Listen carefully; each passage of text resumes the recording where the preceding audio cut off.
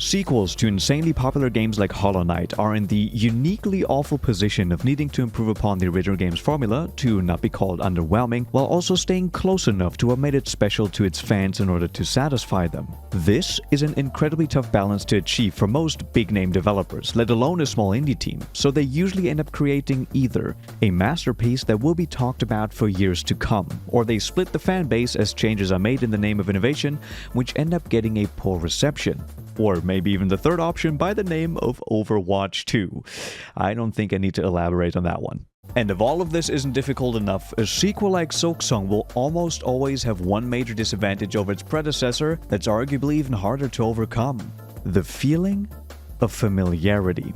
One of Hollow Knight's main strengths is the grand sense of discovery through exploration of its world, lore, and gameplay systems. While it may not be the most innovative game in its genre, figuring out the underlying rules and forces at play in Hallownest is a major factor towards the success that this game has had. Wandering around blindly until hearing a friendly hum to guide you towards your first map piece, accidentally finding your first breakable wall, realizing that there are specific combinations of charms that create unique interactions.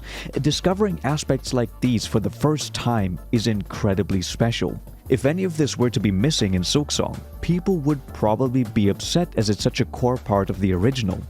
I detailed my first experience with the game in an old video of mine titled How Hollow Knight Saved a Gamer, which also talks about how I played it at exactly the right time in my life for it to rekindle my love of gaming. This playthrough of Hollow Knight was obviously very special to me, and I know that it was the same for many others as well. Going into Silksong about 7 years later, I knew that I couldn't experience these things for the first time again, so it wouldn't be nearly as impactful. At best, it would be familiar, predictable, or at worst, underwhelming. Over the years, word of mouth around the internet has spread far and wide about this game, and fans like myself have praised it into high heavens for simply being a great product, and an incredible experience if you can get into it. As such, the popularity of Silksong has skyrocketed, and the hype for the sequel became the new driving force behind its continued growth. This, however, is a double-edged sword. We have seen this pattern many times before and will likely continue to struggle with it in the future. But this uncontrolled hype brought with it a dangerous poison that could prove to be lethal. When the overly positive sentiment around Hollow Knight started to mix with the insane hype for the sequel, expectations grew larger with each passing day. People screamed about Silksong in every gaming showcase for years, and the high praise for the original continued to raise the bar of how good this game would have to be in order to meet the expectations of both longtime fans and newcomers drawn in by the excitement. Many games have failed to reach the lofty goals set by the hype surrounding them and ended up suffering the consequences. Whether it was the developers or publishers themselves who put them into this position, or rabid fans praising it into high heavens, it didn't really matter. If the game would fail to deliver, it would forever be remembered as a colossal disappointment. The stage was set for a potential tragedy, a game that would have to be nothing short of perfect to be seen as a success. Now that Silksong has been out for a couple of months, with an expansion already announced and on the way, I want to reflect on my time with this game. Is it able to match or even surpass the first game, or was the burden of needing to be perfect too much for it to handle? Hollow Knight Silksong is a breathtakingly beautiful game that genuinely managed to surprise me in terms of scope, quality, and even willingness to make some bold changes that could and did end up alienating some fans of the original. The very first thing that stuck out to me as I started my first playthrough, live on stream, go check that out by the way, was how much more interactive and alive this game's world felt. You start out in this absolutely stunning lush green moss grotto instead of the drab howling cliffs from the first game. You then start to ascend, and after beating a little introductory boss, you are greeted with your first NPC. And I'm sure that my reaction to this first interaction was very similar to yours. Awake at last. You should mind your strength, traveler. There's no use wasting energy on an old nobody like me. I see that now, madam. Yes, she talks! She does! So if Hornet actually can talk back, that's gonna be like, that's gonna make the lore and like how the world building works really different if the character can ask questions and stuff. Talking to Elderbug in the melancholic town of Dirtmouth sets up the general vibe and feel of the kingdom of Hallownest, and the mute little protagonist perfectly fits into this picture. But as you arrive in Bonebottom, the base camp settlement from which the pilgrims of Farloom start their ascent, you realize that Silksong is going to take you on a completely different kind of journey. One of faith, companionship, and inevitably, danger. One that's less desolate and introspective due to the protagonist actually letting us hear her thoughts and feelings on the people and happenings around her. As me and Hornet began our treacherous climb towards answers, I became completely enamored by this new yet familiar world. Getting to explore Farloom was probably my favorite aspect of Silksong, just as it was in the previous game, which is honestly a testament to how well designed the world is. Each area felt so much more refined than anything we had previously, even with some similar themes that still managed to have a strong sense of uniqueness compared to the first game. Pilgrim, you're blessed to walk the foundations of Farloom. Humble yourself before the shell of those who gave their lives to hold our kingdom's weight. The Marrow.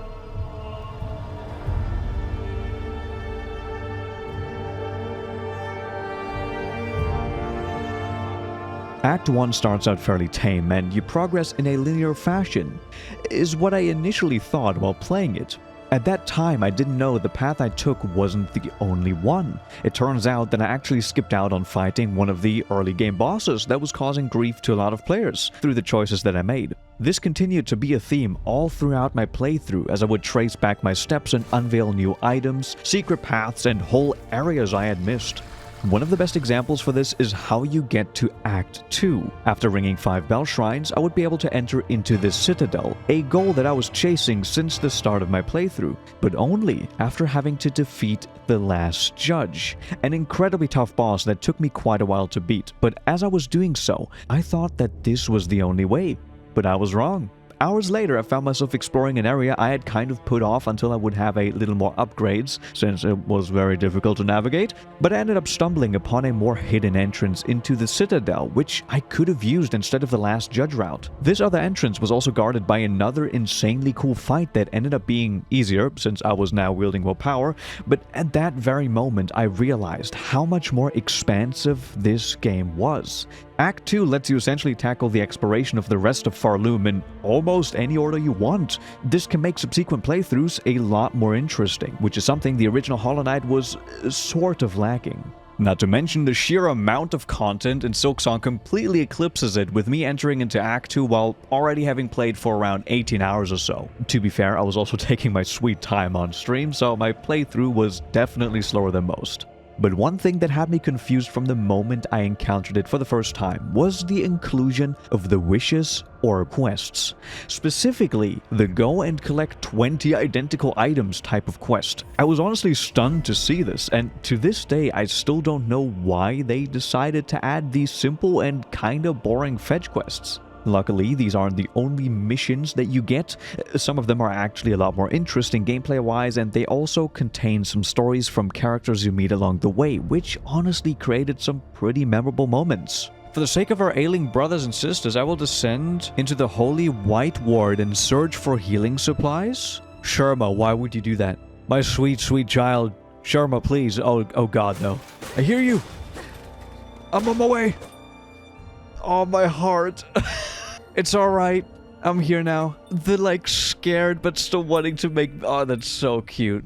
More substantial wishes like these are fairly common, and in the grand scheme of things, the fetch quests don't really diminish the totality of Silksong's side content in my opinion. Even when you're sort of forced to interact with them, since upgrades like mask shards can be a possible reward for completing those, they don't overstay their welcome for too long and are usually achievable in a timely manner, or even while you're actively traveling from one place to another for a totally different reason. This could be considered the first bad aspect of Silksong depending on how you feel about it, so I wanted to at least mention it. But so far I think that it's safe to say that in terms of world design, art direction, and progression, Silksong is able to improve upon its predecessor in some pretty major ways. But that last point I mentioned, progression, also deserves to be looked at in a little more detail, especially in regards to combat. Similarly to the original game, the first and second upgrades Hornet receive are an offensive spell and a movement ability respectively, mirroring the path of progression that the Knight took in its story. The key difference between the two, however, is that Hornet is much faster, agile, and aggressive in playstyle right from this point onward. She is able to tackle much of the game, especially its more dangerous bosses with a stronger set of combat abilities in hand. This creates a more satisfying combat feel, in my opinion, which is also helped in no small part due to the brand new crest system. One of the more common criticisms of Hollow Knight was that there is essentially only one weapon, the Knight's Nail. You would get various nail arts and offensive spells, but the core slashing attack would always stay the same. Some charms like Quick Slash or Mark of Pride could then be used to slightly modify the attacking speed and range, but that was about it. For me and many others, this isn't a huge issue, but I also understand where this criticism is coming from, especially looking at how lengthy a first playthrough of Hollow Knight can be, and having only one weapon could potentially get boring after 30 hours. So, Team Cherry decided to change this in Silksong, giving the player more customization options for the kind of playstyle they prefer in the form of crests.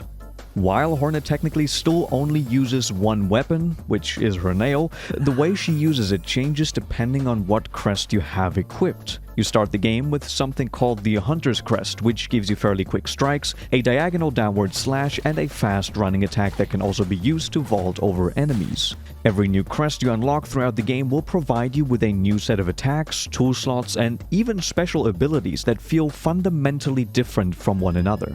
The Reaper Crest, for example, which you can get fairly early on, has slow but heavy-hitting attacks that grant you more silk per strike, an easy-to-use pogo attack, and the same set of tool slots as the Hunter's Crest. This could kinda be seen as choosing a heavier weapon in other RPGs, but this is also the most boring crest in comparison to some that you can obtain later on. Like the Witch's Crest, for example, which turns your ability to heal into an attack itself. Okay, hold on. Oh, that was good. Oh. Okay, hold on, wait. We're doing good. The healing part of that healing attack only takes place if you actually hit an enemy, which can be quite tricky at times. But of course, the crest is only one part of Hornet's arsenal. I've already mentioned tools in passing, but they play a major role here in Silksong, just as they did in the original game. For example, using certain tools can help you with the effectiveness of the Witch's Crest's healing, making it better to use and actually very viable in many situations. No way I did it on first try. Wait. Hold on. I'll take it. First attempt.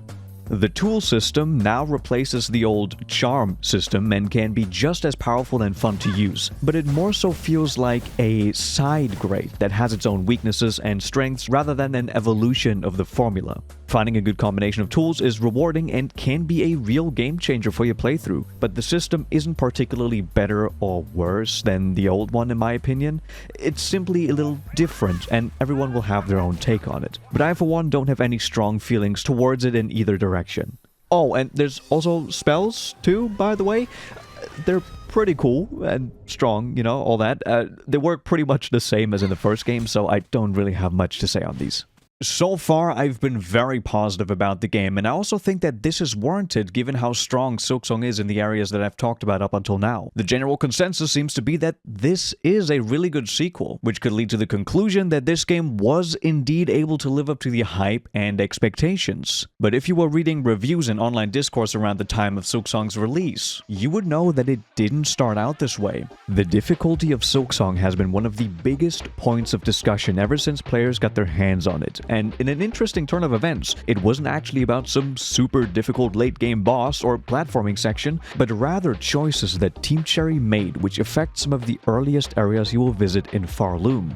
A lot of bosses and even regular enemies will do double mask damage, and many have taken an issue with this. The original had early game enemies that would do double damage too, but it definitely is much more common in Silksong. Players have made the argument that it's weird to have this many enemies at the start of the game that do the same amount of damage as the final boss from the original Hollow Knight. And while I understand that this may feel bizarre, it can also be explained by the story. You gain control of Hornet after she was chained and robbed of her powers. She starts off weak, and it's partially your goal to claim back what she lost. This may be a trope that is kinda getting stale at this point, but it would explain her early game struggles. The enemies and bosses in quests are also usually fairly simple to read in comparison to most later in the game, so it's not too difficult to play around them effectively with Hornet's set of abilities. But of course, that is only if you actually are able to use them well, which is where the next hurdle of Silksong's difficulty comes into play. The vertical pogo of the Hunter's Crest, which you start out with, has caused a huge controversy on launch, as people found it incredibly difficult to use in comparison to the more simple downward slash from the Knight. The amount of players posting online about their misery of failing a certain, now infamous platforming section was truly staggering, but I honestly don't blame them. Getting used to the right spacing to properly execute a pogo over the spiky abyss or an enemy that does 2 masks of damage is quite nerve-wracking and definitely makes Silksong a more challenging experience right from the start. Personally, I never had an issue with this change to begin with, but I still understood the frustration other players must have felt. However, that only lasted until I thought about what fixing this potential problem would imply. Sure, it would feel more familiar to players of the original, possibly resulting in a more friendly learning curve at the start. But that's not what I would want from the sequel. If Hornet attacked like the Knight, this game would feel disappointingly similar to the first, which is why I think Team Cherry decided to change it. We would enter into the realm of this feeling of familiarity again, which I've mentioned earlier, where the game would let us down by failing to surprise us. And sure, you can still say that you actively dislike the Hunter's Crest and how you fight early on. That's totally valid. But that's where the genius of the crests comes into play. As a matter of fact, you can get the same fighting style the Knight had by getting the Wanderer's Crest. It's a fairly early unlock that even comes with Quick Slash built into it, so you can go absolutely ham on some bosses. Personally, it did also take me quite a while to override my muscle memory of the old game's movement and fighting style, but once I did get the hang of it, man, I started to absolutely love how combat and platforming in Silksong feels like, especially with that Hunter's Crest. It's so much more fluid and snappy once you start collecting more upgrades, tools, and spells. Chaining them all together lets you enter into the sort of flow state that is just so damn satisfying when executed correctly, and you will feel like the coolest bug around when you finally overcome that difficult boss which you were stuck on for about an hour.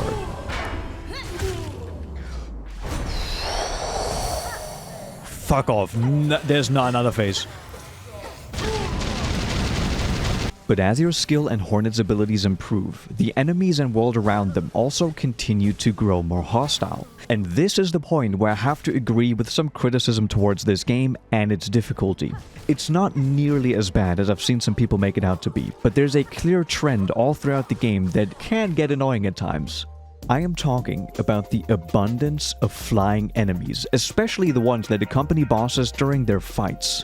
While not being a bad design choice outright, most of them seem to follow a behavioral pattern that tries to annoy the player as much as possible, taunting you to come and attack only to retreat at the exact right time, so you're unable to actually hit them. Oh my god, this enemy, man. You can find these enemies all over the game in regular exploration, challenge rooms, or boss fights, and I've had enough frustrating encounters like this to call it one of my least favorite aspects of the game, at least during large parts of my first playthrough. After getting accustomed to the combat with most of the abilities unlocked, they actually become a lot more manageable and, dare I say, fun if you know what you're doing. But again, that is only after already having spent a lot of time cursing at those flying rats, so I totally understand where people are coming from with this one. Look at everything that's in the fucking room! Look, why is there so much? In my eyes, this intentional frustration Team Cherry added here is probably the biggest weakness of Silksong, and this also extends to some longer boss runbacks. I've seen the complaint that Silksong just gets exhausting after a while with how much it demands of you, and that is something that I can at least understand. You don't get too many moments of relaxation that eventually start to compound, and you could feel burnt out on the experience, seeing that a thorough first playthrough is also pretty damn long of this game. But this is another simple case of we can agree to disagree. I never got that feeling while playing the game. I was always excited to make some progress, and it seems like most other people were as well. Does that mean that this criticism is invalid? Of course not. It's simply a difference in opinion that we will have to live with. So far, I've neglected to mention a specific yet incredibly important facet of the Hollow Knight experience that is very integral to the success that this game has seen. During my first playthrough, I posted various clips from it as short-form content on YouTube, TikTok, and even Instagram. You know, just doing what a content creator does. I usually don't make short-form stuff, so it was a fun little test to see how that would go. But through these videos, I would actually receive some comments that inadvertently led to me wanting to make this video you're watching right now. Specifically, my video about whether or not Silksong is better than the original Hollow Knight. It was my intention to get all sorts of replies on this video to gauge how people felt about the game, but I didn't anticipate just how many interesting comments I would get. Some praised Silksong all around for various reasons, whereas others ended up being very critical in ways I didn't expect. But one certain type of comment really stuck out to me, as I was having a completely different experience to what some people were talking about. Those comments mentioned how the original game is still way better in two key aspects: the atmosphere and story.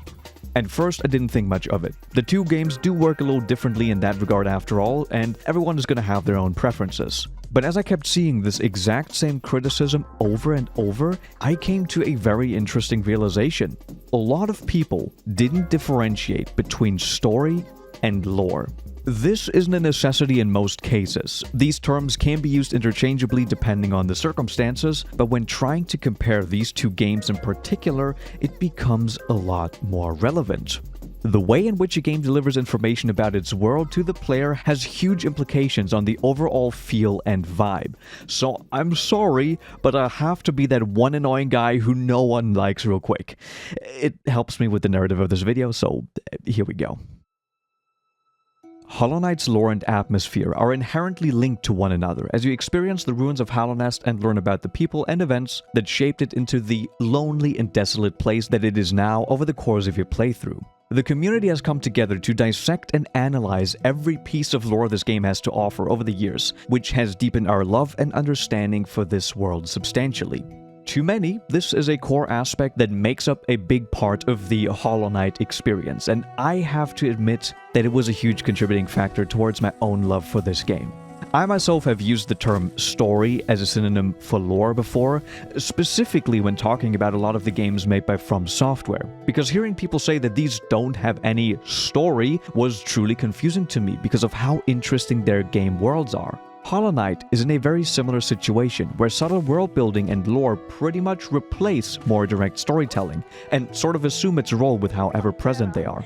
This lack of direct storytelling also plays a key role in enhancing the atmosphere that Team Cherry tried to create with the visuals, sound, and history of the game world. A kingdom that has long lost its splendor, inhabitants gone mad with only a few remaining souls able to tell you about what once was. This game doesn't have much of a traditional story. All of the interesting revelations come from reading old tomes and, on rare occasions, the ramblings of NPCs.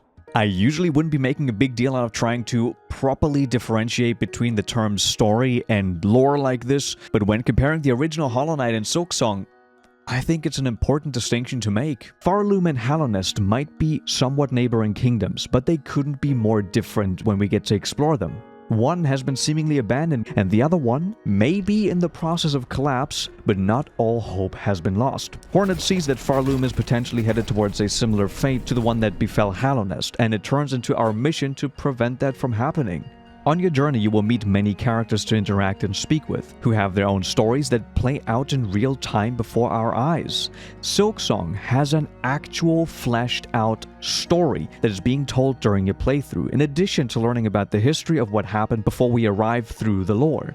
The initial capture of Hornet and request to find out why, learning about the silk threads that seem to take over people's minds, liberating the town of Belhart and becoming their savior, finally reaching the Citadel and realizing that you still aren't much closer to answers, continuing to climb and help people in need while experiencing their stories as the kingdom is in danger of being taken over by the Silk. It just keeps going and going and going. Yes, Hollow Knight had a few story beats like this too, but they can essentially be summed up in a few seconds. You arrive in the kingdom, start to explore and meet Hornet, learn about the Hollow Knight and the Dreamers, optionally find out some things about your past, and then go fight your brother or god, depending on what you want to do. That's the actual story that is directly being told in Hollow Knight. Everything from worms, pale beings, the existing civilizations like the Spiders of Deep Nest or the Mantis Warrior tribe, the high society of the City of Tears and their soul experiments, the shamans and the voodoo magic, yada yada. All of that should be considered as part of the lore that serves to enhance the vibes and not the actual story that is taking place when you play the game.